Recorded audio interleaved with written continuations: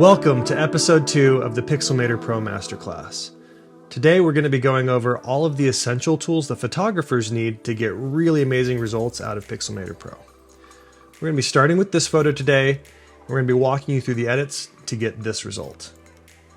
In our previous episode, we walked you through all of the UI and talked about the differences between destructive and non-destructive edits. So if you need that episode or if you want the project files for free, that's all going to be linked in the description below. Now, with that said, we are going to jump straight into Pixelmator Pro. But in this episode, we're going to do something a little different. I don't want you to follow along step by step just yet. Instead, I'm going to teach you some principles, the physics behind what's actually happening in these edits, to help you develop a better intuition for which tool is the right tool for your needs, and hopefully help you realize that though the math and the physics is important, what's really important is developing that artistic eye for what makes a good photo. And I really think you need the science part first, albeit fast, to develop that intuition. Okay, let's jump in. So with Pixelmator open, I'm going to browse files on my Mac, and I'm going to go ahead and I'm going to start with this gradient texture. Now this gradient texture is important because if I come over here to the Adjustments tab, I can actually see in my histogram a distribution of these colors. And this is going to be important to understand what these tools actually do. So make sure you're following along here.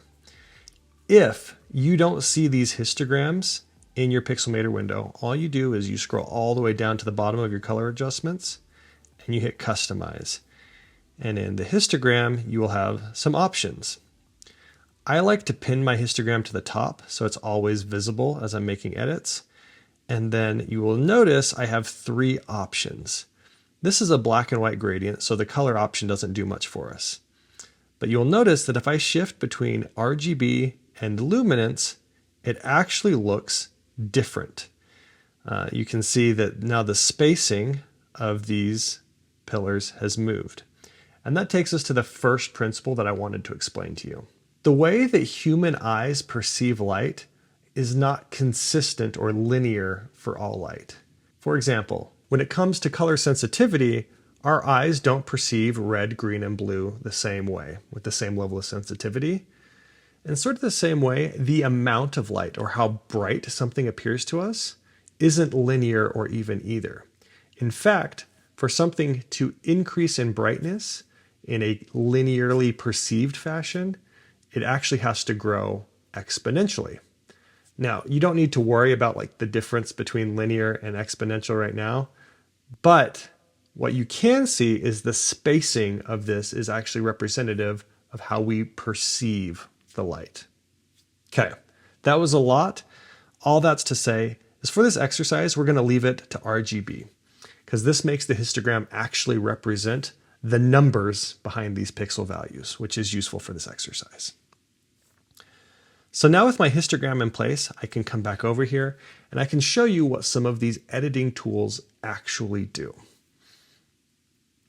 We're going to skip white balance for this section, and I'm going to show you first exposure, and I'm going to take you all the way down to black point, and we're going to save texture and clarity for the next section. So exposure.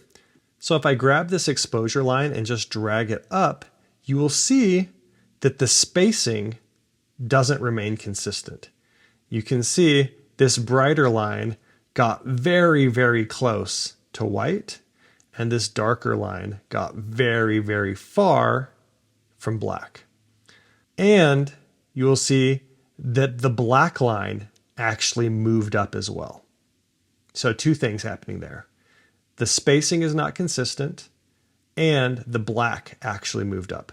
You can see the same thing happens in the opposite direction. The white actually gets pulled down, and the spacing follows this sort of exponential pattern. That's because exposure is trying to adjust for the exposure or the amount of light hitting your camera. Now this is different from the brightness control. You'll notice if I pull the brightness, the black and the white basically stay completely fixed, and the 3 lines in the middle move equally with each other. So if we had more lines, you would see that lines on the far left and the far right would start getting squished. But in general, the lines are going to more or less move exactly the same as each other. That means that brightness behaves much more linearly than exposure does.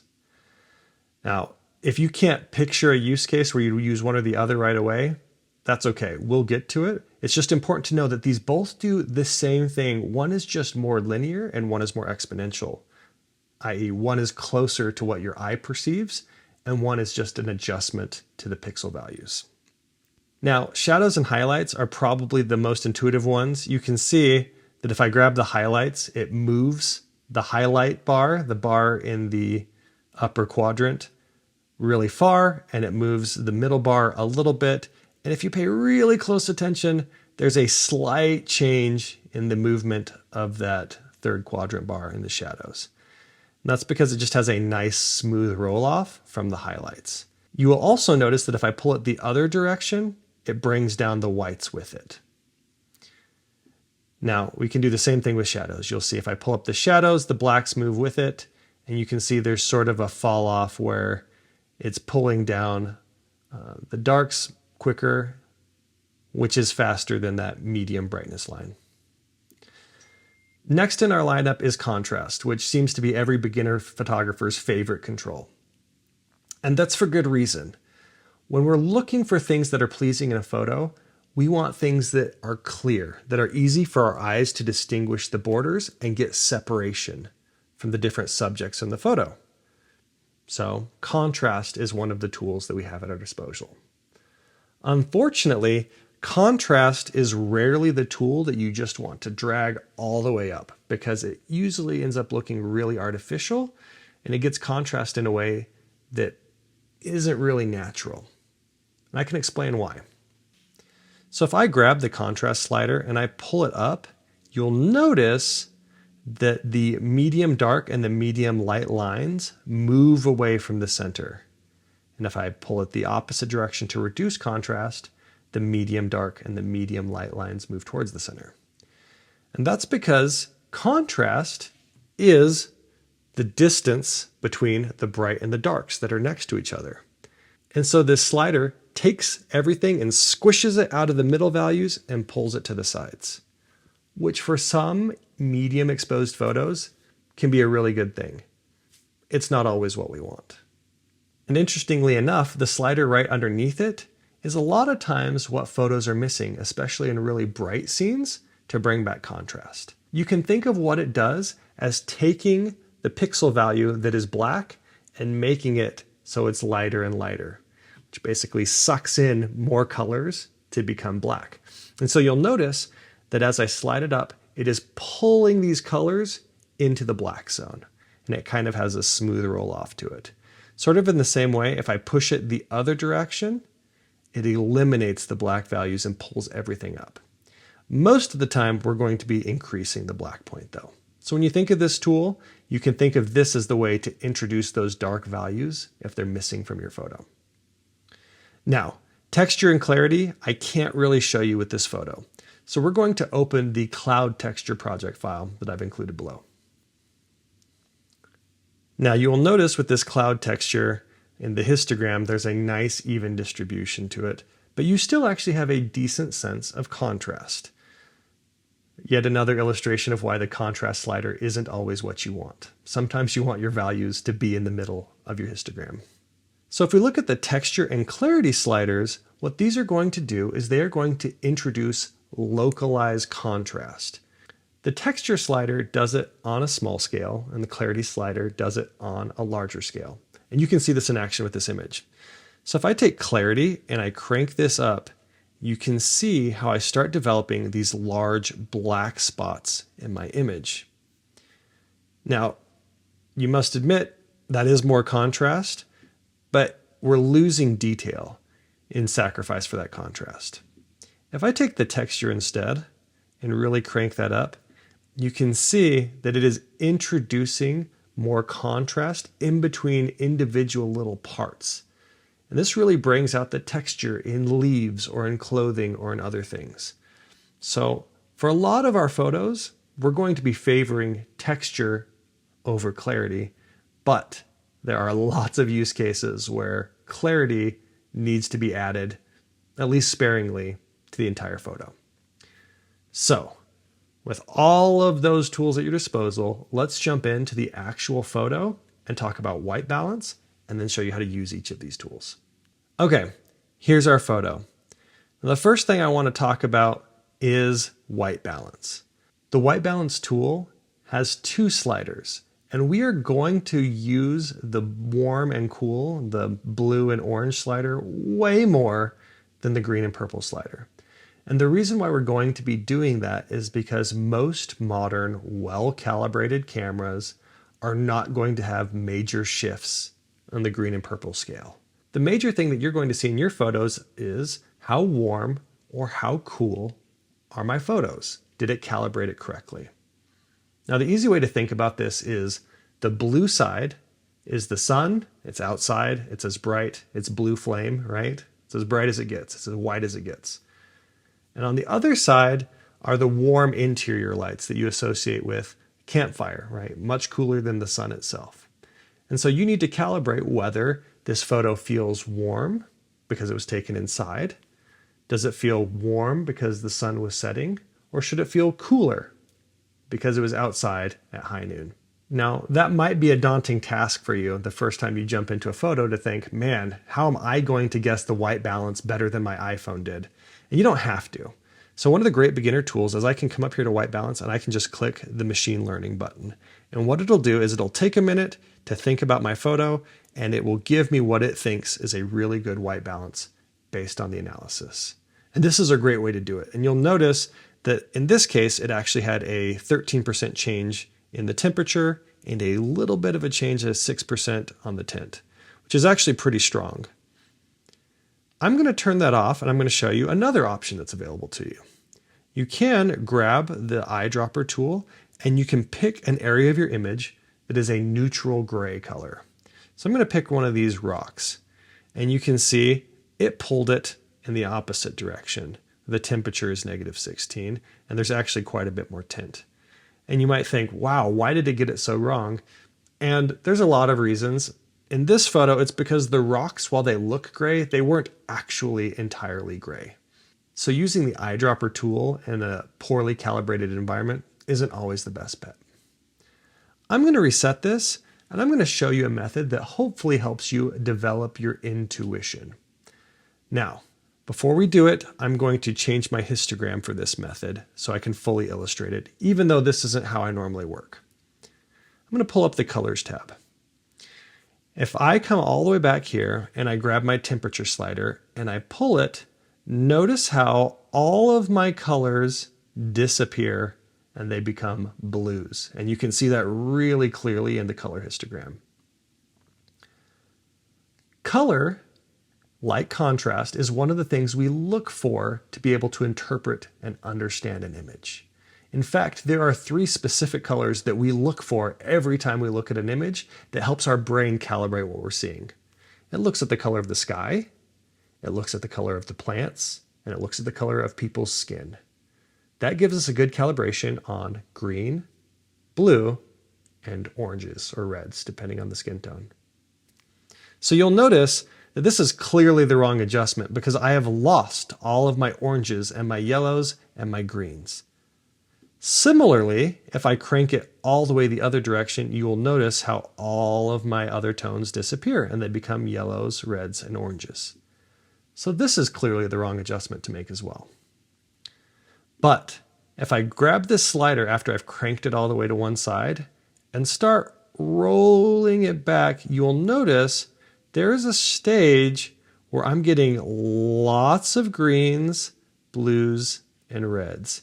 And for this photo, it's actually pretty close to white balanced. And so you wouldn't be faulted for just leaving it at 0. Personally, I think it helps the greens stand out a little bit more if I pull it slightly to the cool side. And you'll notice in my histogram, it pulled the greens out of the yellows and into the greens. Now, is that true to life? It's hard to say. I didn't bring scientific tools to read the colors on the leaves. But when I look at this as a human being, I think, yes, those greens look natural. That sky looks like a blue sky. And so in that regard, we've gotten the color balance right. Now, sort of similarly, you can see with the tint, if I crank it in either direction, it's clearly bad. But if I just dial it in slightly to the left or slightly to the right, you can notice that some colors stand out better than others. Me personally, I'm just going to give it a very slight pull to the left. I like having those greens stand out a lot in this photo, and there's a lot of them. Now, there was a little bit of a scientific method, there's an AI-driven method, and there's some tools to help you calibrate your intuition. But at the end of the day, you're looking for three things. It's the sky, it's the plants, and it's the skin tones. And if you've got all of those feeling natural and feeling colorful and feeling like they match the environment, then you're good. There's no need to fret beyond that. Now, let's change our histogram back. And we're going to actually focus on getting the color brightness feeling right, bringing in the contrast. So for that, I'm going to switch to luminance to really illustrate this issue. And this works well because luminance is focused on our perceived brightness and darkness of the colors. So the first thing you'll notice is I have almost nothing in the blacks. Everything is in the midtones and a little bit in the highlights. And this is expected. This was taken at noonday. Of course, it's going to be a bright photo. But it looks washed out because there's nothing on the dark side. It doesn't look like there's any shadows in the photo at all. So we can do something about that. If you remember, a lot of people might immediately go for exposure, brightness, or contrast. But what we're missing are the darks. And we have a tool called Black Point to help bring in more darkness. And you can see as I drag this, you can see the darker areas get darker, and you can even start to see a spike on that histogram grow the farther I pull it. Now, I'm going to dial this back. I don't want it to look hyper contrasty, but I do want just enough that it feels like there's some solid darks in this image. Now, the next thing that I'm noticing is missing from this photo is it's a little bit soft. It's a little bit hazy. And again, that makes sense. As you're looking into the atmosphere, things get hazy at a distance. And that's where we can start using the clarity and the texture tools to try to bring some of that back. So if we go to our clarity tool, you can sort of notice if we crank it all the way up, it looks really fake really fast. It's because it works in broad strokes. And so instead what we're going to do is we're just going to add enough clarity that it feels like we can actually start making out some additional details in these rocks and these mountains without making it look fake. Now texture, we can usually be a little bit more generous with. That's because texture is focused on small scale. And so you'll notice just pulling up the texture alone really makes all of these little features, the leaves, the cars, the grass, they all just get a little bit more separation when I pull up the texture slider. Now this one, it is almost hard to get a setting that looks bad with this photo, so I'm going to go pretty strong with it. You can see this is a pretty striking photo as it is. In fact, you can come down here to our comparison button to click and see how we've changed the photo. And I don't think there's any argument that this slightly cooler and much contrastier image is much more visually appealing. Now, there is more you can do. In fact, I wouldn't fault anyone for grabbing the contrast and just pulling it up very slightly. You can see how it squishes out those tones in the middle, and it gives us a little bit more room in the other spaces. But I think for me, just a couple points in the contrast, and we've got something that is really striking. And that brings us to the end of part 2. In part 3, we're going to address what you've probably been feeling this entire time, which is, I wish I had a little bit more control over each of these adjustments so that I don't have to make them to the entire image. So I don't have to apply all of these settings to every single part of this image that I'm editing. And that's what we're going to cover next time. So if you'd like to see that, make sure you stick around. If you have any questions or things you'd like to make sure I cover, leave those in the comments, and we'll catch you on the next Masterclass episode. Thanks.